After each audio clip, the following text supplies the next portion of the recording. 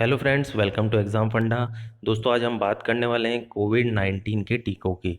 जो भारत में जो शीर्ष की 10 भारतीय बायोटेक और फार्मास्यूटिकल्स कंपनीज़ हैं दोस्तों, वो कोविड-19 के टीकों का विकास कर रही है और उनके अलग-अलग चरण जो हैं सभी कंपनीज़ के अभी चल रहे हैं। यानी कि फर्स्ट ट्रायल्स, किसी का सेकंड ट्रायल चल रहा है, तो कोई थर्ड ट्रायल तक भी पहुंच चुका है। तो यहाँ पर हम एक-एक करके जितनी भी भारतीय कंपनीज़ हैं, उनको मैं आपके साथ यहाँ पर डिस्कस करने वाला हूँ दोस्तों। काफ़ी ज़्यादा इम्पोर्टेंट है क्योंकि कोविड-19 जो है सबसे बड़ा और सबसे इम्पोर्टेंट टॉपिक रहा है पूरे साल का। तो इस पे आपको एक ना एक क्वेश्चन ज़रूर देखने को मिलेगा, चाहे एक ही आए, क्वेश्चन आपको 2 से 3 तक भी मिल सकते हैं कोविड-19 के ऊपर। तो उन्हीं में से एक क्वेश्चन अगर आपको देखें तो वो मैन्युफैक्चर कम जो बायोटेक और फार्मास्यूटिकल्स कंपनीज़ हैं भारत की, उनके ऊपर भी आपको एक क्वेश्चन ज़रूर देखने को मिलेगा। तो ये टॉपिक जो है दोस्तों वेरी वेरी इंपॉर्टेंट है, इसे याद रखें। काफ़ी ज़्यादा इंपॉर्टेंट टॉपिक है ये, क्योंकि यहाँ पर जितनी भी फार्मास्यूटिकल्स कंपनीज है जो मेनली भारत की है और भारत में कोविड-19 के टीकों के विकास के लिए काम कर रही है, उन कंपनीज के बारे में आपको मालूम होना बहुत ज़्यादा ज़रूरी है। क्योंकि इन कंपनीज के नाम भी पूछे जा सकते हैं, इन कंपनीज के सीईओज भी पूछे जा सकते हैं और इन कंपनीज की लोकेशन भी पूछी जा सकती है। तो ये तीनों पॉइंट जो है काफ़ी ज़्यादा इम्पोर्टेंट है दोस्तों। और साथ ही साथ आपको इस वीडियो से ये भी मालूम पड़ेगा कि जो वैक्सीन का सही स्टेटस क्या है, यानी कि वैक्सीन जो भारत में बन रही हैं वो किस स्तर तक पहुंच चुकी है और कितना जल्दी इसके आने की संभावना है। तो वीडियो के स्टार्ट से पहले दोस्तों आप चैनल को सब्सक्राइब कर लें, बेल आइकन दबा लें ताकि आने वाली वीडियो के नोटिफिकेशन आपको जल्दी जल्दी मिलते रहें। वीडियो को ज़्यादा से ज़्यादा शेयर करें दोस्तों, वीडियो को लाइक ज़रूर करें और कमेंट करना ना भूलें। वीडियो स्टार्ट करते हैं दोस्तों। सबसे पहले अगर हम बात करें तो जो कोरोना वायरस है दोस्तों, ये 2019 के अंत तक ये कोरोना वायरस था जो ये फैलने लगा था। सही मायने में पूरे विश्व को ये मालूम पड़ा था कि कोरोना वायरस का संक्रमण फैलना शुरू हो गया है। पर जो लगभग सभी देश ये क्लेम कर रहे हैं कि ये चीन में 6 महीने पहले ही स्टार्ट हो गया था। यानी 6 महीने पहले ही चीन में ये कोरोना वायरस फैलना स्टार्ट हो गया था और अब धीरे धीरे ये वैश्विक महामारी में तब्दील हो गया। और अभी की अगर हम बात करें दोस्तों तो लगभग 20 मिलियन यानी 2 करोड़ से भी ज़्यादा लोग जो हैं वो वैश्विक स्तर पर कोरोना पॉजिटिव पाए जा चुके हैं और लगभग 8.5 लाख लोगों से ज़्यादा जो है उनकी पूरे विश्व में मौत हो चुकी है। अब इसी के रोकथाम के लिए जो दुनिया भर की जो बायोटेक और दवा कंपनियां हैं वो एक दूसरे के साथ सहयोग करके यानी पार्टनरशिप करके इस वैश्विक महामारी से लड़ने के लिए टीकों का और दवाइयों का निर्माण में जुटी हुई है। यानी कि वो रिसर्च और ट्रायल जो हैं वो सभी कंपनीज के लगभग चालू हैं। अब अगर मैं नॉर्मल वैक्सीन की बात करूं तो जो वैक्सीन होती है उसका डेवलपमेंट में काफ़ी लंबा जो समय लगता है दोस्तों, लगभग लगभग 10 से 15 साल तक आपको लग सकते हैं। जो निर्माण में जो वैक्सीन निर्माण में कम से कम समय अगर मैं आपको बताऊं तो 10 से 15 साल तक का भी लग सकता है। और जो वैक्सीन है उसको मल्टीपल फेजेज यानी कि अलग अलग ट्रायल से होकर गुजरना पड़ता है। जैसे कि फर्स्ट जो होता है उसमें ड्रग जो है वो डिस्कवर करनी पड़ती है, यानी जो दवाई है वैक्सीन है उसको डिस्कवर करना, उसकी खोज करना, फिर उसके प्री क्लिनिकल ट्रायल चलते हैं जिसमें वो एनिमल्स के ऊपर ट्रायल किए जाते हैं। फिर उसके क्लिनिकल ट्रायल किए जाते हैं यानी कि छोटे स्तर पर 20 से 25 लोगों के ऊपर ये वैक्सीन या अधिकतम 100 लोगों के ऊपर इस वैक्सीन को ट्रायल किया जाता है। फिर उसके बाद जो है अधिक संख्या में यानी 2000 से 3000 तक की संख्या में लोगों को ये वैक्सीन देकर वो वाला ट्रायल किया जाता है, लास्ट ट्रायल। उसके बाद ये सारे ट्रायल होने के बाद अगर ये जो वैक्सीन फिट पाई जाती है और इफ़ेक्टिव पाई जाती है ह्यूमन यूज़ के लिए, तब जाके इसे अप्रूवल मिलता है। तो ये काफ़ी लंबी प्रोसेस होती है दोस्तों। तो इसी के लिए का अलग अलग फार्मास्यूटिकल्स कंपनीज हैं वो जल्दी से जल्दी, क्योंकि कंपटीशन का दौर है और ये हर कोई इकोनॉमिकली ग्रोथ करना चाहता है। तो जो मेडिकल सेक्टर है वहाँ पर जो है जो वैक्सीन वाली बात आती है तो अलग अलग कंपनीज में अलग अलग देशों में जो है कंपटीशन स्टार्ट हो जाता है। सबसे पहले वैक्सीन निर्माण करने वाले को काफ़ी ज़्यादा फायदा होता है, क्योंकि तो यहाँ पर भी भारत में लगभग 10 से ज़्यादा फार्मास्यूटिकल्स कंपनीज हैं जो यहाँ पर वैक्सीन के निर्माण में जुटी हुई हैं। अब अगर हम सबसे पहली कंपनी का बात करें तो इसको तो आपको याद रखना ही पड़ेगा दोस्तों, काफ़ी ज़्यादा इम्पोर्टेंट है इसका नाम भी। साथ ही साथ इसके जो सीईओ हैं वो भी काफ़ी ज़्यादा इम्पोर्टेंट है, आपसे पुणे पूछे जा सकते हैं। तो अगर हम सीरम इंस्टीट्यूट ऑफ इंडिया की बात करें तो ये पुणे में स्थित है दोस्तों, और ये दुनिया की सबसे बड़ी वैक्सीन निर्माता कंपनी है। दुनिया की अगर आपसे पूछा जाए कि सबसे बड़ा वैक्सीन निर्माता कौन है, तो वो है सीरम इंस्टीट्यूट ऑफ इंडिया। सबसे ज़्यादा वैक्सीन का निर्माण करने वाला ये इंस्टीट्यूट है, और 1966 में डॉक्टर साइरस पूनावाला द्वारा इसे स्थापित किया गया था। जो साइरस पूनावाला है डॉक्टर, उन्होंने इसका जो था वो इसका इस जो इंस्टीट्यूट है इसकी स्थापना की थी। और जो सीरम इंस्टीट्यूट ऑफ इंडिया है, ये अत्याधुनिक और सेल आधारित प्रौद्योगिकी का उपयोग करके जीवन रक्षक टीकों का निर्माण करने में माहिर है। यानी ये जो सेल होते हैं, यानी बॉडी सेल जो होते हैं, उनके द्वारा जो है इम्यूनो सिस्टम को स्ट्रॉन्ग करने के लिए जो जीवन रक्षक टीके होते हैं उनके निर्माण करने में ये काफ़ी माहिर है। अब कंपनी जो है दुनिया भर में 170 से अधिक देशों के लिए पोलियो, डिप्थीरिया, टेटनस, मीजल्स और रूबेला, ये इन सब के जो है इनके टीकों का 1.5 बिलियन से अधिक खुराक का उत्पादन करने का दावा करती है। यानी कि इतना 1.5 बिलियन के लगभग इन्होंने टीकों का निर्माण किया है। अब अगर वर्तमान की हम बात करें तो जो साइरस पूनावाला के बेटे हैं आदर पूनावाला, ये काफ़ी ज़्यादा चर्चा में रहे हैं दोस्तों, आपने इनको देखा भी होगा क्योंकि ये न्यूज़ में रहे थे। ये ऑक्सफोर्ड यूनिवर्सिटी के साथ सीधा इनका भी कनेक्शन है, जिसके कारण जैसे ही जो वैक्सीन आएगी उसमें से जो 50% वैक्सीन है वो भारत को मिलेगी। तो ये इसका इनका नाम याद रखें, सीईओ हैं ये, सीरम इंस्टीट्यूट ऑफ इंडिया के सीईओ हैं आदर पूनावाला, तो इसको याद रखें। और डॉक्टर साइरस पूनावाला के ये बेटे हैं। अब सीरम इंस्टीट्यूट ऑफ इंडिया में अगर बात करें तो ये कोरोना वायरस के लिए जो वैक्सीन विकसित करने के लिए इन्होंने अमेरिकन बायोटेक्नोलॉजिकल फर्म कोडोजेनिक्स के साथ करार किया है। जो कोडोजेनिक्स है जो मैन्युफैक्चर करेगी, असल में जो मैन्युफैक्चर करेगी वो कोडोजेनिक्स है, और जहाँ रिसर्च हो रहा है वो ऑक्सफोर्ड यूनिवर्सिटी में। तो ये वैक्सीन जो है एक प्री क्लिनिकल ट्रायल में है, यानी कि अभी ये ट्रायल में चल रही है दोस्तों। तो इसका जो निर्माण है उसे अभी थोड़ा सा समय लगेगा, जो इसका निर्माण है। तो ये क्लिनिकल ट्रायल में चल रही है, और कंपनी ने जो कहा है कि 2022 की शुरुआत तक जो है इनके पास ये वैक्सीन जो है, ये इसका निर्माण जो है वो पूरा कर दिया जाएगा, यानी पूरी तरीके से। पर अब जो वैक्सीन है वो 2021 में ही आ जाएगी। यहाँ पर 2022 की जो बात की गई है दोस्तों, वो पूरी तरीके से यानी इफेक्टिवली पूरे वर्ल्ड वाइड में ये जो वैक्सीन है पूरी तरीके से यहाँ पर जो है वितरित की जा चुकी होगी 2022 तक। तो शुरुआत वाली बात जो है वो 2022 की इसलिए है। बाकी अगर 2021 की बात करें तो इस समय पर भारत के पास 50% वैक्सीन मिल जाएगी। ठीक।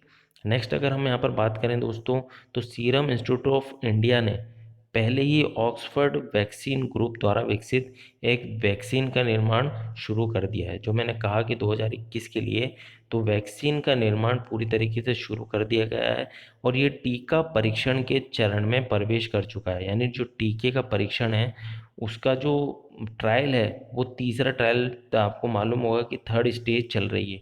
जो थर्ड ट्रायल हैं वो स्टार्ट हो चुके हैं इस वैक्सीन के। और जो टीके का निर्माण जो है दोस्तों, वो अभी हाल फिलहाल वितरित नहीं किया जा रहा है, और परीक्षण सफल होने पर और ये मनुष्य के उपयोग करने में सफल और सुरक्षित साबित होने पर ही इसका जो वितरण है दोस्तों वो स्टार्ट कर दिया जाएगा। नेक्स्ट अगर हम यहाँ पर बात करें जायडस कैडिला, कैडिला के बारे में सभी जानते हैं, काफ़ी चर्चित कंपनी है, और इसकी दवाइयाँ जो हैं अधिकतर भारत में यूज़ में ली जाती हैं। तो ये भारत की जो है अग्रणी दवा कंपनियों में से एक है। और कैडिला की स्थापना की अगर बात करें दोस्तों तो 1952 में रमन भाई पटेल और जो उनके साथी थे इंद्रवन मोदी, इनके द्वारा जो था कैडिला की स्थापना की गई थी। अब 1995 में कंपनी को दो भागों में विभाजित कर दिया गया, यानी दोनों अलग अलग हो गए। जो पटेल और मोदी थे वो दोनों अलग अलग हो गए, जो कि कैथिला हेल्थ केयर के गठन की ओर जाती है। जो कैथिला कैडिला हेल्थ केयर है दोस्तों, ये पटेल परिवार के स्वामित्व में रहा, जबकि जो जायडस कैडिला के रूप में भी इसे जाना जाता है। जो कैडिला हेल्थ केयर है इसे जायडस कैडिला के रूप में भी जाना जाता है। और दूसरी कंपनी जो है कैडिला फार्मास्यूटिकल, ये जो थी ये मोदी परिवार द्वारा नियंत्रित की जाने लगी। तो जायडस कैडिला जो है दोस्तों ये वैश्विक बाजार के लिए टीकों और दवाइयों का विकास करती है। और भविष्य के लिए दवा विकसित करने के लिए 19 साइटों पे 1300 से अधिक इसके शोधकर्ता जो रिसर्चर हैं वो काम कर रहे हैं। और कंपनी को 2010 में जो स्वाइन फ्लू के प्रकोप से लड़ने के लिए भारत के पहले स्वदेशी तौर पर विकसित H1N1 वैक्सीन को विकास करने के लिए इन्हें जाना जाता है। यानी कि जायडस कैडिला जो मेनली वो स्वाइन फ्लू की जो वैक्सीन है उसे निर्माण करने के लिए इसे जाना जाता है। नेक्स्ट अगर हम भारत की कंपनी की बात करें जो कि कोविड-19 के टीकों का विकास कर रही है, तो वो है बेंगलुरु स्थित बायोकॉन। जो बायोकॉन है दोस्तों ये भारत की सबसे बड़ी फार्मास्यूटिकल्स कंपनियों में से एक है। 1978 में किरण मजूमदार शॉ, याद रखें किरण मजूमदार शॉ काफ़ी जानी मानी हस्ती है, इनके द्वारा ये स्थापित की गई। और बायोकॉन जो है अपने रोगियों को मधुमेह और कैंसर जैसी पुरानी जो बीमारियां हैं उसमें सस्ती जटिल चिकित्सा जो है उन तक पहुंचाने के लिए प्रतिबद्ध है।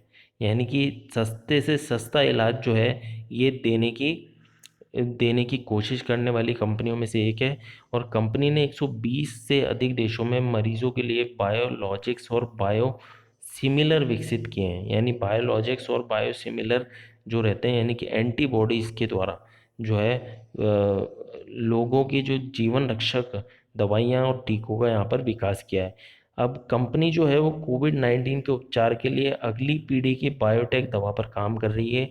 और बायोकॉन जो है उसकी R&D रिसर्च एंड डेवलपमेंट इकाई है जो सिंजीन, जो रिसर्च और डेवलपमेंट इकाई है सिंजीन, ये पुणे स्थित biotech firm Seagull bio solution के साथ इसने साझेदारी की है। यानी कोविड-19 की वैक्सीन के लिए जो रिसर्च और डेवलपमेंट इकाई सिंजीन है इसने बायोटेक फर्म जो सीगल बायो सॉल्यूशंस है इसके साथ साझेदारी की है।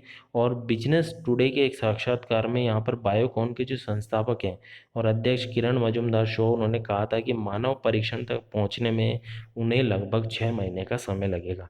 यानी 6 महीने के समय के बाद पूरा होने के बाद ही वो मानव परीक्षण तक पहुंच पाएंगे। ठीक, तो ये बायोकॉन की भी अभी थोड़ा लंबा चलेगा। इसके बाद नेक्स्ट हम बात करते हैं बायोलॉजिकल ई। जो बायोलॉजिकल ई है दोस्तों ये हैदराबाद में स्थित है, इसे याद रखें। बायोलॉजिकल ई जो है डॉक्टर वी के राजू ने इसको स्थापित किया था। ये 1953 में एक जैविक उत्पाद कंपनी के रूप में लीवर के जो अर्क और एंटीकोआगुलेंट्स जो है उसके निर्माण करने का इसने कार्य शुरू किया था। अब बायोलॉजिकल ई जो है 1962 में डीपीटी के टीके, जो डीपीटी के टीके हैं दोस्तों डिप्थीरिया के टीके, इसके निर्माण के लिए निजी भारतीय कंपनी बनी थी। 1962 में जो फर्स्ट प्राइवेट कंपनी थी जिसने डीपीटी के टीकों का निर्माण किया था। अब तब से लेकर कंपनी ने WHO जैसी वैश्विक स्वास्थ्य देखभाल एजेंसियों के साथ इन्होंने साझेदारी की है। और पिछले एक दशक से बायोलॉजिकल ई दावा करती है कि उसने 2 बिलियन से अधिक खुराक की आपूर्ति की है। यानी विश्व भर में 2 बिलियन से ज़्यादा उसने टीके और दवाइयों का निर्माण किया है और उनको डिलीवर किया है। नेक्स्ट अगर हम बात करें यहाँ पर भारत बायोटेक काफ़ी ज़्यादा चर्चा में रहा है, तो इसे याद रखें। भारत बायोटेक जो है वो कोविड-19 के वैक्सीन को निर्माण करने में सबसे आगे चल रही है। 1966 में डॉक्टर कृष्णा एला द्वारा इसे स्थापित किया गया था।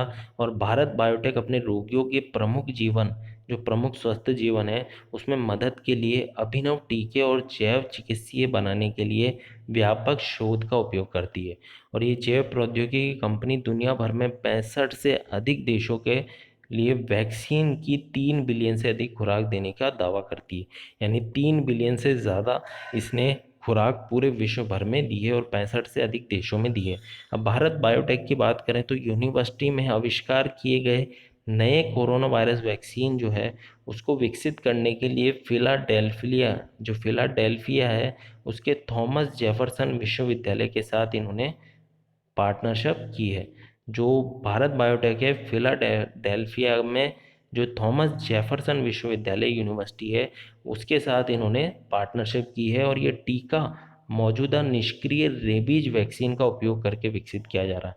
जो भारत बायोटेक है दोस्तों ये जो कोविड-19 की वैक्सीन जो इसे निर्माण कर रहे हैं, ये जो निष्क्रिय रेबीज वैक्सीन है, उसका उपयोग करके इसका निर्माण किया जा रहा है और इसके निर्माण के लिए अभी ट्रायल जो है इनके चल रहे हैं, ठीक। तो भारत बायोटेक के बारे में भी आपको याद रखना है, काफ़ी ज़्यादा इम्पोर्टेंट है।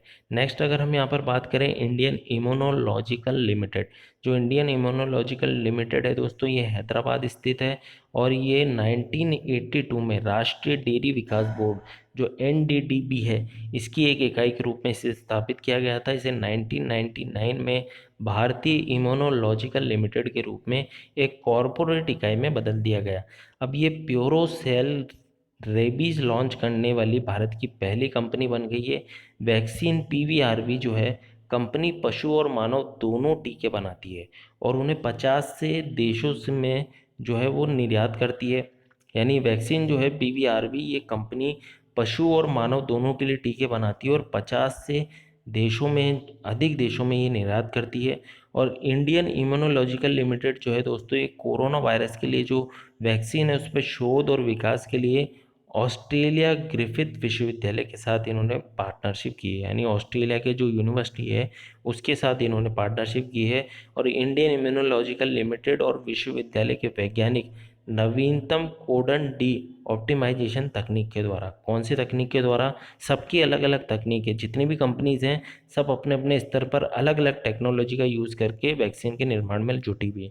तो इंडियन इम्यूनोलॉजिकल लिमिटेड की बात करें तो ये कोडन डी ऑप्टिमाइजेशन तकनीक का उपयोग करके एक 10 live attenuated SARS CoV 2 vaccine, इसका निर्माण करने में काम कर रही है, ठीक। नेक्स्ट अगर हम बात करें हेस्टर बायोसाइंस की, हेस्टर बायोसाइंस है, नाम थोड़ा अजीबोगरीब लगेगा पर ये भारतीय कंपनी है और आपको ऑप्शन में देखने को मिल सकती है। तो ये अहमदाबाद स्थित एक बायोटेक कंपनी है हेस्टर बायोसाइंस। स्थापना जो है इसकी राजीव गांधी ने की थी 1987 में। और हेस्टर बायोसाइंसेज जो है अत्याधुनिक अनुसंधान विनिर्माण सुविधाओं के उपयोग कर स्वास्थ्य संबंधी उत्पादों और पोल्ट्री टीकों के विकास के लिए, निर्माण के लिए पशु स्वास्थ्य सेवा में माहिर है। अब पहले पोर्टफोलियो में 50 से अधिक टीके और 35 हेल्थ केयर उत्पादों के साथ ये भारत में अग्रणी पशु स्वास्थ्य सेवा कंपनियों में से एक है। जो 50 से अधिक टीके और 35 हेल्थ केयर उत्पादों के साथ ये भारत में अग्रणी पशु स्वास्थ्य सेवा कंपनियों में से एक है। अब अगर हम ये बात करें कि ये कोरोना वायरस महामारी से लड़ने के लिए पुनः संयोजक, यानी कि ये संयोजक वैक्सीन का निर्माण कर रही है, यानी कि जो कोविड-19 वायरस है उससे जुड़ के उसे ख़त्म कर सके, इस तरीके की इनकी टेक्नोलॉजी का ये यूज़ कर रहे हैं। और आईआईटी गुवाहाटी के साथ ये काम कर रहे हैं, जो वैक्सीन के निर्माण के लिए आईआईटी गुवाहाटी के साथ काम कर रहे हैं। और टीका जो है पुनः संयोजक एवियन पैरामिक्सो वायरस पर आधारित है। यानी जो एवियन पैरामिक्सो वायरस है उसका संयोजक, जो संयोजन है वो कोविड-19 है, कोरोना वायरस से ही जुड़कर उसका विनाश कर सके, इस तरीके की टेक्नोलॉजी ये यूज़ में ले रहे हैं। और अधिकारियों के अनुसार टीके का वर्तमान विकास प्रारंभिक चरण में है और केवल इस वर्ष के अंत तक जानवरों के अध्ययन के लिए ही तैयार होने की उम्मीद है।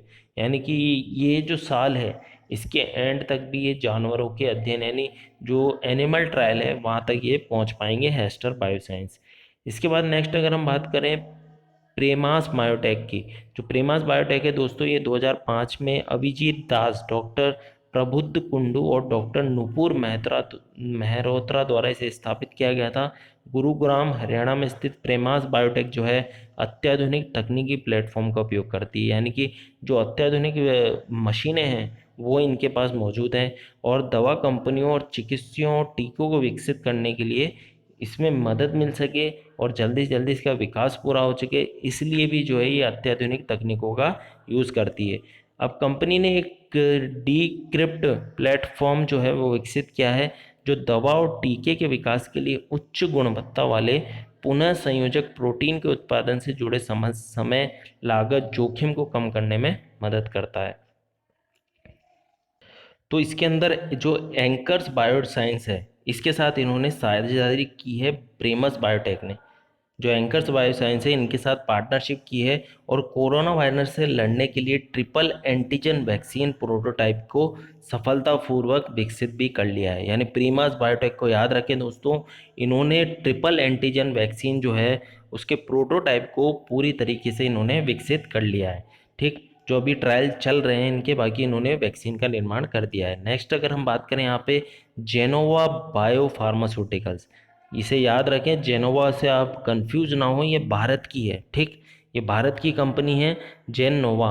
आप अगर जेनोवा से आपको नीदरलैंड वाले फीलिंग आ सकती है, पर ऐसा नहीं है। जेनोवा जो बायो फार्मास्यूटिकल्स कंपनी है ये पुणे में स्थित है दोस्तों। Gennova bio pharmaceuticals cardiovascular, neurology, nephrology, oncology segment और जो हेल्थ डेंजरस है, जो यानी कि अगर हम बात करें जीवन के लिए जो खतरनाक रोग हैं के निर्माण में जुटी हुई दोस्तों, रोगों से लड़ने के लिए जो जैव चिकित्सा का विकास और निर्माण के लिए ये नवीन जैव विनिर्माण तकनीकों का उपयोग करती है। यानी जो नई जैविक एंटीबॉडीज़ हैं उनके निर्माण के द्वारा जो है ये किसी भी रोग से निपटने के लिए टेक्नोलॉजी को यूज़ में करती है। और वर्तमान में ये मलेरिया, टीबी और फ्लू जैसे टीकों को विकसित कर चुकी है। अब इसके अलावा अगर हम कोविड-19 बीमारी के लिए बात करें दोस्तों, तो यहाँ पर जो है ये mRNA जो ये वैक्सीन तैयार कर रहे हैं, ये किस तरीके की दोस्तों, ये mRNA जो आरएनए जो रहता है राइबो न्यूक्लिक एसिड, उसके द्वारा ये वैक्सीन को निर्माण करने में जुटे हुए हैं। ठीक, नेक्स्ट यहाँ पर हम बात करते हैं, नेक्स्ट यहाँ पर आता है मिनवैक्स, जो ये राघवन वरदराजन, ये किसके द्वारा स्थापित की गई दोस्तों, लेटेस्ट है 2017 में ही इसकी स्थापना की गई है। तो इसे याद रखें, राघवन वरदराजन द्वारा 2017 में इसे स्थापित किया गया है। और मिनवैक्स जो है इन्फ्लुएंजा के लिए अगली पीढ़ी के जो टीके हैं उनके विकास पर ये केंद्रित है। ठीक, जो इन्फ्लुएंजा की मेनली जो वर्क कर रही है इन्फ्लुएंजा के लिए अगली पीढ़ी के टीकों का विकास पर इनका जो है वो केंद्रित है। और इंडियन इंस्टीट्यूट ऑफ साइंस जो आईआईएससी बेंगलोर है, आईआईएससी बेंगलोर द्वारा प्रेरित स्टार्टअप कोविड-19, जो कोविड है उसको, ये कोविड-19 संक्रमण के लिए इन्होंने एक वैक्सीन विकसित करी है और आईआईएससी के वैज्ञानिकों के साथ ये मिलकर काम कर रहे हैं। अब स्टार्टअप ने कई इम्यूनोगेन जो इम्यूनिटी को बढ़ाने के लिए, कंपनी जो है मेनली इम्यूनोगेन यानी जो स्टेरॉइड्स होती हैं इस तरीके की दवाओं का निर्माण करती है और ये पशु परीक्षणों का भी दावा करती है।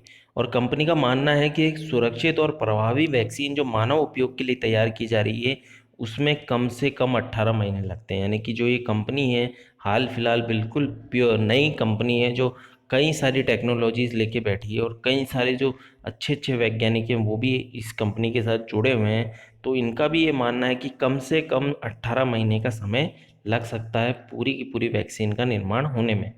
तो देखते हैं, ये जो मेन यहाँ पर ये जानना जरूरी था कि भारत की कौन कौन सी कंपनियां जो हैं वैक्सीन के निर्माण में जुटी हुई, जो कि एग्ज़ाम पॉइंट ऑफ व्यू से बाकी वैक्सीन के निर्माण में वाकई में समय लगता है दोस्तों। अब ये कितना समय लग सकता है, कितनी जल्दी आ सकती है या 2021 के स्टार्ट में भी आ सकती है, हम इसके बारे में कुछ भी नहीं कह सकते। ठीक, तो वैक्सीन के बारे में आपको कई तरह के न्यूज़ देख रहे होंगे, कई देख रहे होंगे, पर जो सच्चाई है वो यही है कि काफ़ी ज़्यादा टाइम भी लग सकता है वैक्सीन आने में। तो वीडियो पसंद आया हो दोस्तों तो लाइक करें, ज़्यादा से ज़्यादा शेयर करें और कमेंट करना ना भूलें। मिलेंगे नेक्स्ट वीडियो में, तब तक के लिए धन्यवाद।